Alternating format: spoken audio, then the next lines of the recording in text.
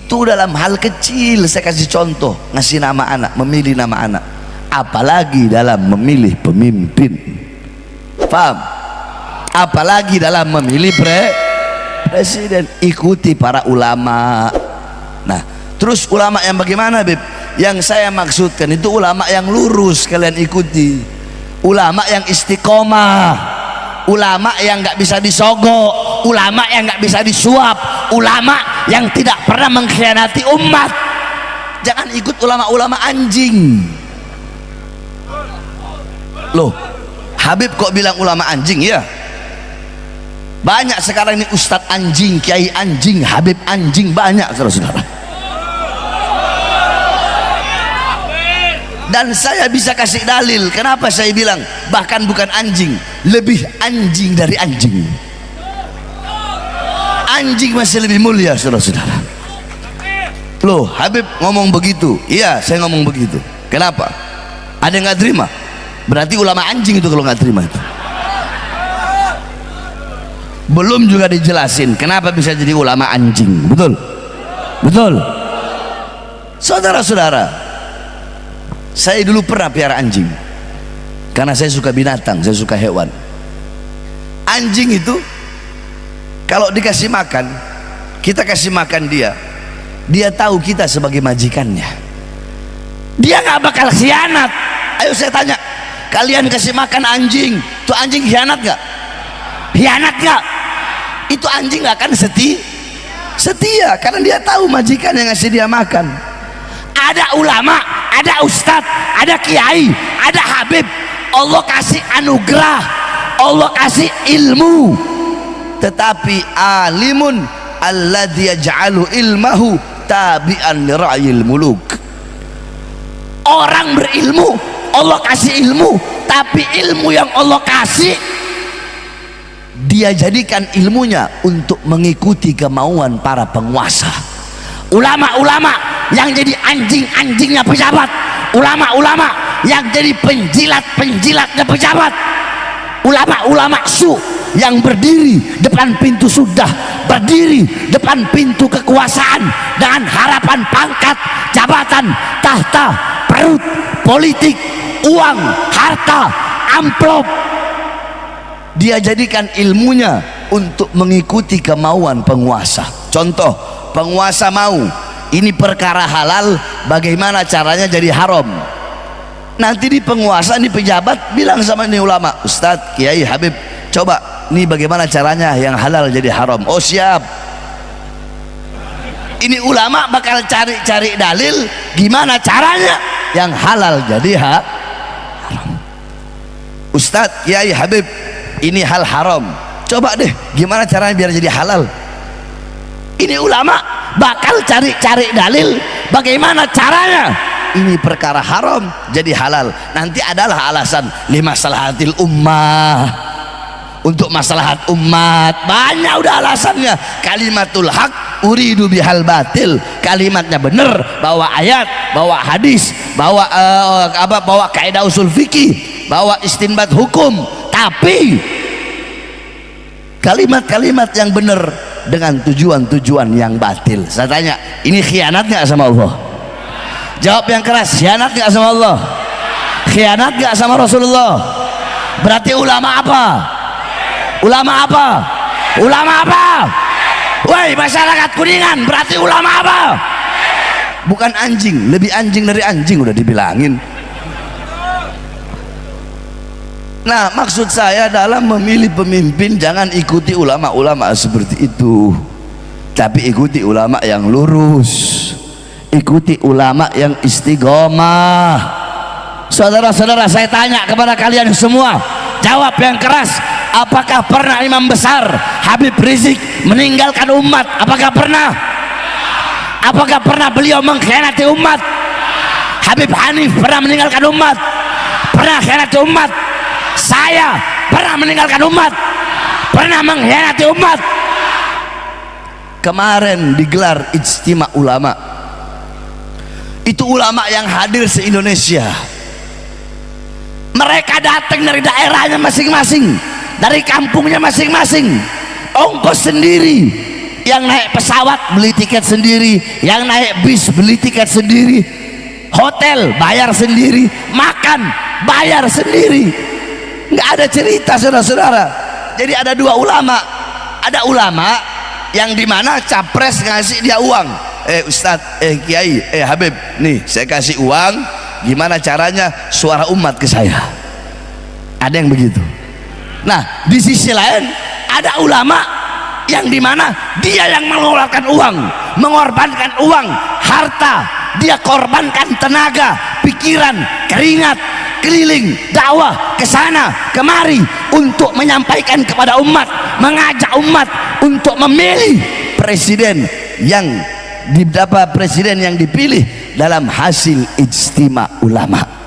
Di situ ada ahlul halli wal adli. Tahu ahlul halli wal adli? Tahu nggak? Tahu nggak? Saya nggak usah jelasin, panjang kalau mau saya jelasin. Intinya ahlul halli wal adli ini mereka yang mengangkat, mereka juga yang bisa memutuskan atau membatalkan.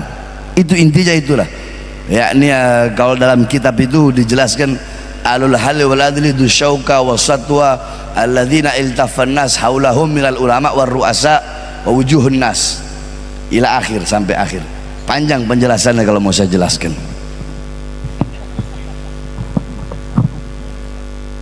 Paham? Nah, saudara-saudara, para ulama ahlul halli wal adli, andaikan ada dua pilihan capres, dua-duanya baik atau tiga-tiganya baik, mungkin nggak kita pilih tiga-tiganya? Nggak mungkin kan? Maka para ahlul halli wal adli mereka akan bermusyawarah, mengeluarkan tenaga, pikiran semua.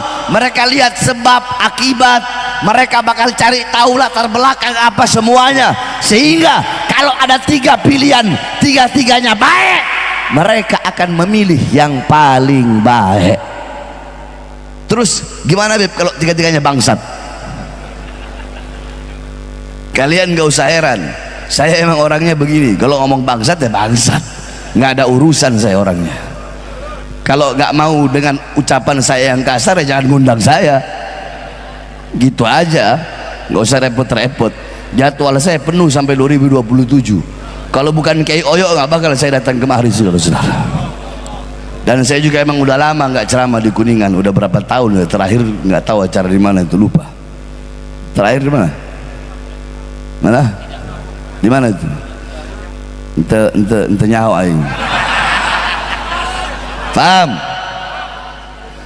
Nah terus kalau tiga-tiganya bangsat, tiga-tiganya buruk, tiga-tiganya biadab, saya tanya, pilih nggak? Pilih nggak? Nah, ada yang bilang pilih, ada yang bilang enggak. Inilah makanya ngaji biar tahu. Tetap harus milih. Sebab kenapa?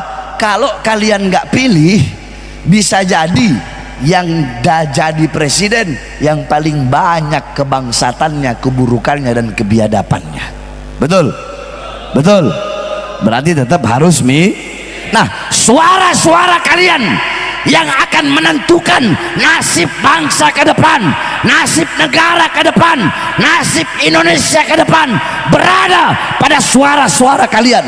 Indonesia ke depan akan menjadi negara yang baik atau negara yang buruk, negara yang negara yang memiliki pemimpin yang adil atau pemimpin yang zalim, pemimpin yang baik atau pemimpin yang buruk, pemimpin yang jujur atau pemimpin yang pendusta. Itu semua tergantung dari suara-suara kalian, karena suara-suara kalian yang menentukan nasib negara, bangsa dan pemimpin Indonesia ke depan. Maka jangan sampai suara-suara kalian bisa dibeli oleh tangan-tangan kotor para pengkhianat-pengkhianat bangsa, saudara-saudara.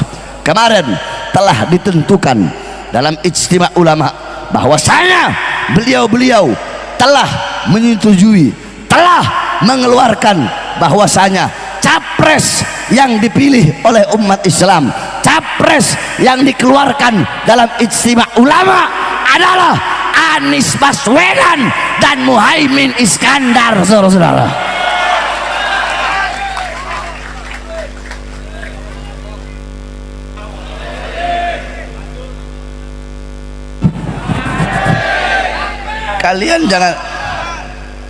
kalian dengar nama Anies, dengar nama Muhaimin, jangan senang dulu, belum selesai saya.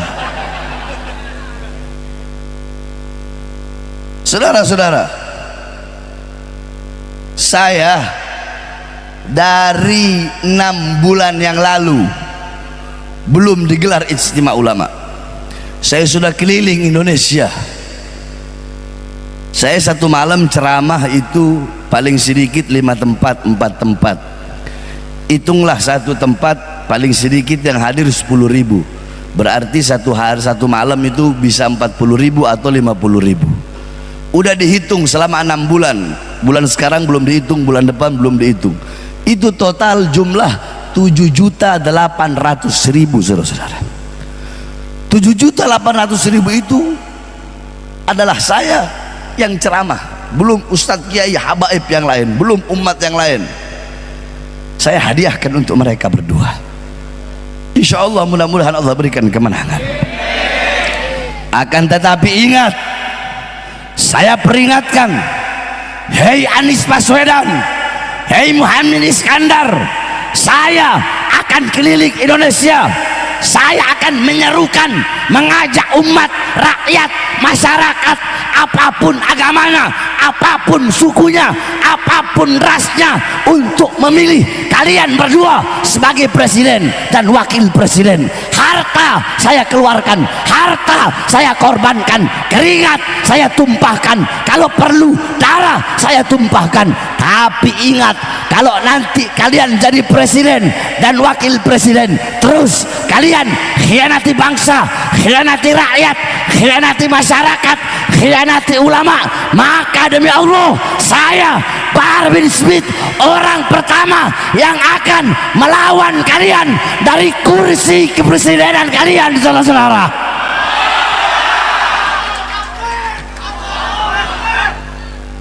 Ini belum selesai, itu baru selesai. Saya tanya, kalau gitu adil nggak? Adil.